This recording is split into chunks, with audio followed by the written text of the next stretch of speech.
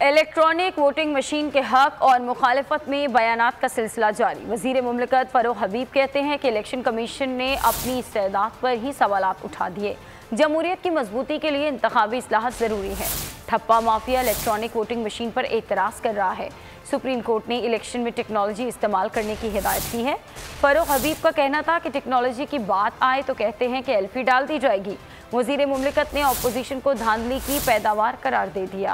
में जो है वो धांधली होती है, लेकिन अमली तौर के ऊपर किसी भी जमात ने कोई तजवीज़ नहीं दी। आइन का आर्टिकल 218 बड़ा वाज़ेह है जो ये कहता है कि साफ और शफाफ इंतखाबात करवाना जो है वो इलेक्शन कमीशन की जिम्मेदारी है। इलेक्शन एक्ट 2017 की शिक नंबर 103 में ये लिखा हुआ है कि इलेक्ट्रॉनिक वोटिंग मशीन का जो है वो इस्तेमाल किया जाएगा, उसका पायलट्स किए जाएंगे, उसका ट्रायल किया जाएगा, लेकिन उसके ऊपर अमल दरामद किसने करना था? उसके ऊपर अमल दरामद इलेक्शन कमीशन ने करना है। सुप्रीम कोर्ट ऑफ पाकिस्तान ये कह चुका है कि आप इंतखाबात के लिए टेक्नोलॉजी का इस्तेमाल करें। 40 सिफारिशात जुडिशल कमीशन ने दी। जब हमने धरना दिया उसके बाद उसके ऊपर अमल दरामद के लिए इलेक्शन कमीशन ने क्या किया? आज एतराजात वो उठा रहे हैं जो अपनी ही इस्तेदादकार के ऊपर एतराजात हैं।